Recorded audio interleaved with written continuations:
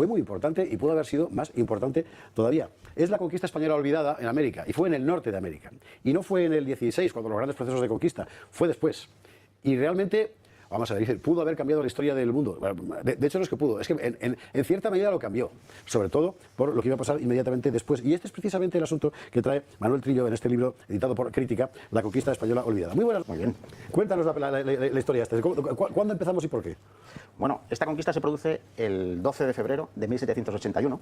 Entonces, por las fechas, comprenderéis que esto es en mitad de la guerra de la independencia de las colonias americanas y de la guerra que España declaró a Gran Bretaña a raíz de ello.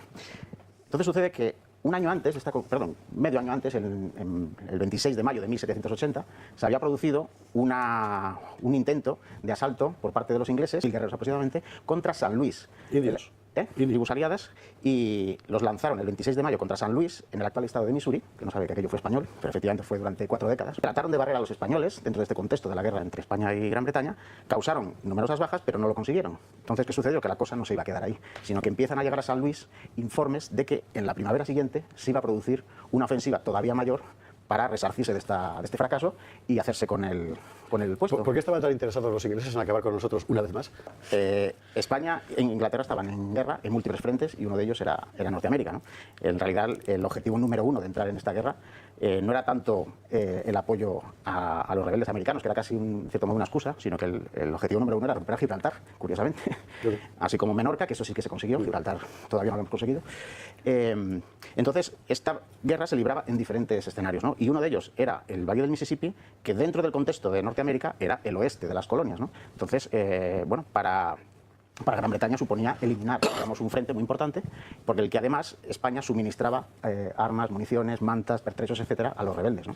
Hacia el oeste, en realidad todo es un inmenso vacío, desde el punto de vista, digamos, urbano, civilizatorio, pero lo que hay son líneas, caminos y puestos que sí que son españoles o aliados de españoles. Es verdad que había un montón de líneas comerciales, generalmente además defendidas por muy poquita gente, grupos de 50, de 80, de 100 personas, no más, ¿verdad? Y que en cierto modo sí que vertebraban un territorio que tal vez algún día, bueno, y en el contexto de la guerra de la independencia, lo que hace España es utilizar esos caminos para favorecer a los rebeldes contra la pérfida Unión. Un recorrido por el Mississippi y paré en lo que fue el puesto de Arkansas, por ejemplo. Es la cosa más remota, más desolada. Claro. Estamos hablando de una geografía inmensa, una naturaleza complicada. Sí, en mitad de pantanos, o sea, había caimanes, etcétera. O sea, me costó encontrar un sitio donde comer incluso. Es decir, que efectivamente, o sea, lo único que se aprovechaban las vías fluviales, lógicamente, que eran las autopistas de la época, ¿no? Para comunicarse y para transportar, y en este caso para hacer llegar a los americanos los suministros. Pero, por lo que luego supimos con el traspaso de Francia a Estados Unidos de este territorio, que podía ser más o menos como 4 veces la península ibérica. Exactamente. Hemos dejado el relato justo cuando los españoles se enteran de que va a haber una segunda ofensiva. Eso es. Y además peor, sí. Y con más gente, y más mala. Y pasa una segunda cosa, además, que es el otro, que se llamaba el Eturno. Este nombre a mí siempre me ha llamado mucho la atención desde que lo descubrí, porque es una derivación o una adaptación del francés Le Tourneau, el estornino, ¿no?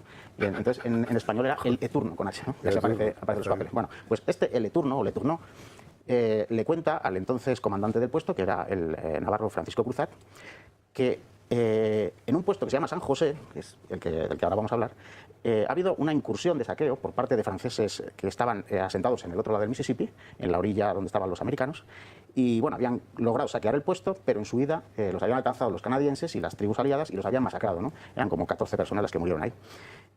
Y lo que hace este Leturno es mandarle un mensaje a Francisco Cruzat y decirle: oye, tenéis que espabilar, tenéis que demostrar quién es el que está mandando aquí y darnos confianza para estar de vuestro lado, porque tanto para españoles como británicos era muy importante las relaciones con los ¿De qué pueblo eran estos? Este era Potawatomi. Los Potawatomi estaban divididos entre los orientales y los occidentales. Los del oeste apoyaban a los franceses y españoles, y los del otro lado estaban con los británicos, ¿no? Pero bueno, había una mezcolanza allí de pueblos de también más. Que un puesto del que habría, ¿cuánta gente? Habría que dar Navarro aquel. Como 300 personas, la mayoría milicianos. 300 personas. Vamos a ver, que me estás diciendo que había habido una ofensiva de miles de guerreros indios y que iban a venir más. Y el Navarro dice, pues yo más que nadie, ¿o qué? Claro, o sea, el enero, 120 personas. Mitad... O sea, te digo yo, ¿eh? Joder, qué redaños. Vale. La mitad son de origen europeo, en su mayoría francés, y la otra mitad son indígenas, pues también de distintos pueblos, algunos se van uniendo en el camino.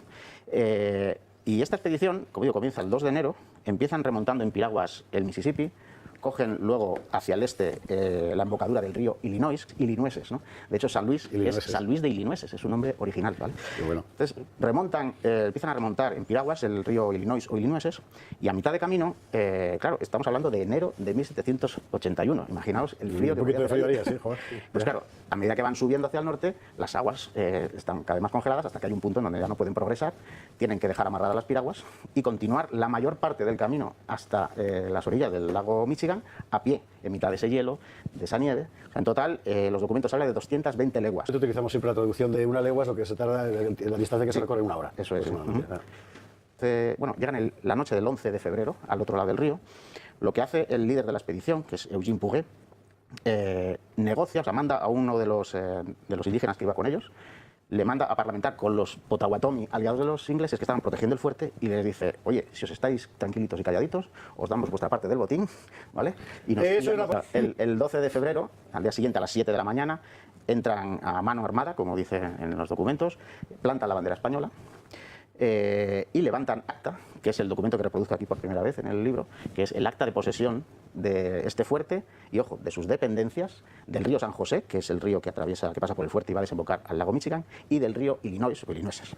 Por derecho de conquista, España se está haciendo con la parte sur de los grandes lagos, con Illinois, Indiana, el sur de Michigan. Eso, según ese documento, pasa a ser territorio español. Al día siguiente regresan con una bandera inglesa en sus manos y llegan a San Luis de vuelta el 6 de marzo. Esto logra ese efecto de que no vuelve a haber ningún ataque desde Canadá contra los puestos españoles, contra el Mississippi desde el norte. Eso beneficia lógicamente a los americanos, con lo cual, bueno, no sabemos en qué medida, pero de alguna forma contribuye también al éxito de la guerra. Pero sucede otra cosa, y es que un año después de la toma de este fuerte, exactamente 13 meses después, el 12 de marzo de 1782, se publica la noticia de la conquista del Fuerte San José en la Gaceta de Madrid, que era como el antecedente del actual boletín oficial del Estado, ¿no? ¿Y qué sucede para entonces? Bueno, pues que en Francia, en París, se está empezando ya a hablar de lo que va a ser ese futuro país en favor del cual se está decantando la guerra, ¿no? Porque ya en el 82 ya sucedió también la batalla de Yorktown, etcétera. Entonces, pues un tal Benjamin Franklin, que es uno de los embajadores americanos en París, que le va a tocar negociar la paz, y al leer, y llega a ojos de Franklin, ¿y qué es lo que interpreta Franklin? Dice: ojo, que los españoles están diciendo que han conquistado un fuerte al este del Mississippi, o sea, más allá de la Luisiana, que es su territorio. Y lo que dice él es: cuidado, porque eso significa que nos quieren encerrar entre los Apalaches y el Atlántico.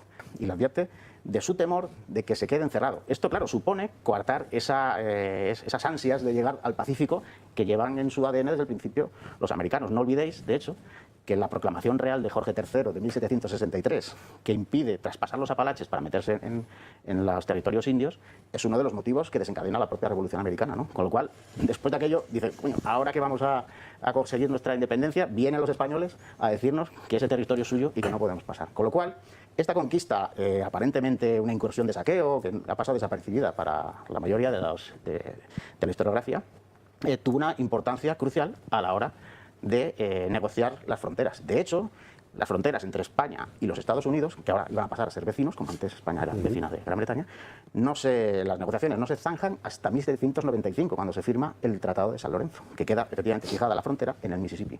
Con lo cual, bueno, pues esta negociación, esta conquista estuvo planeando sobre la negociación, aunque es verdad que en el último término España no lo hizo valer, porque tampoco era en realidad un territorio que entraba, digamos, en su radio de acción, en sus prioridades, ¿no? Era un territorio remoto, era la frontera más al norte de todo su vasto imperio, que llegaba hasta la Tierra de Fuego, ¿no? Ese era más el ámbito del Golfo de México, proteger Nueva España, de Cuba. Sí, donde hay vida civilizada, recursos naturales, claro, es enteramente lógico. O sea, fue más que nada una expedición de castigo, y simplemente que Franklin se asustó. Lógicamente, se asustó. Sí, yo lo entiendo. Sí, o sea, inicialmente, por lo menos hasta donde llegan los documentos que he podido consultar, o sea, es una decisión que se toma de forma local, la toma el propio comandante, que ante estos avisos dice: oye, aliados, que aquí somos los más fuertes. Y los Potawatomis, eso es encantados de la vida, ¿no? Exactamente, claro. A partir de ahí se fortalecieron los lazos con ellos. Y luego esto fue un efecto derivado, esto que estoy contando de Franklin en la negociación sobre las fronteras. Es que en los meses británicos veían que se acercaba su derrota. También influyó la captura del doble convoy en el verano de 1780 por el almirante Luis de Córdoba. Y los británicos, muy cucos, empiezan a dirigir la expansión de Estados Unidos hacia el Mississippi, incluso hacia la orilla española. además, para crear un foco de tensión entre la nueva república y España, a fin de que los norteamericanos los dejasen en paz a Canadá. Además. ¿Y esto es conocido en Estados Unidos? Supongo que no. No ¿verdad? mucho, no mucho, Como la la verdad. ayuda española a la independencia. Fíjate, incluso el fuerte de San José, del cual no queda prácticamente nada, más que, en fin, algunos restos mínimos, y ni siquiera el jefe del equipo de arqueólogos tenía una idea, o sea, él lo estudiaba porque esto había sido un fuerte francés antiguamente y quería saber cómo se vivía allí, pero no conocía esta historia, ni nada de esto de Franklin que os estoy contando aquí, ni nada, ¿no? Entonces, bueno, lo que has apuntado tú es verdad. O sea, a Gran Bretaña le interesaba ese foco de tensión y, de hecho, el ataque este del que he hablado sobre San Luis era complementario, que de eso no hemos hablado, con lo que estaba sucediendo al sur, o lo que querían que sucediera, que era un ataque desde Pensacola hacia Nueva Orleans y de ahí a la parte baja del Mississippi. Lo que pasa es que ahí se toparon con otro, que es Bernardo de Galvez. Claro, que es una historia efectivamente mucho más conocida y de la que felizmente ya hay varios libros que lo cuentan y que por la densidad de población y por la importancia de las ciudades del sur, evidentemente merece más atención y era más decisiva militarmente Sí, claro. que lo que podía ocurrir al norte, que era un territorio que solo de Eso pensar. es una cosa, el papel donde se encontraba el acta de posesión estaba durmiendo el sueño de los justos en el archivo de la biblioteca Bancroft de la University of California en Berkeley, en la bahía de San Francisco, por la costa este de Estados Unidos, y allí me tropecé con San Agustín, ¿no? En la Florida, que es la ciudad más antigua de los Estados Unidos, habitada de forma ininterrumpida, que fue fundada en 1565 por Pedro Menéndez de Avilés, ¿no? Y aquí yo, pues hombre, me abrió un mundo, la verdad que, pues eso, desconocido para nosotros mismos, pero yo creo que apasionante y que, bueno, estoy aquí encantado de compartir.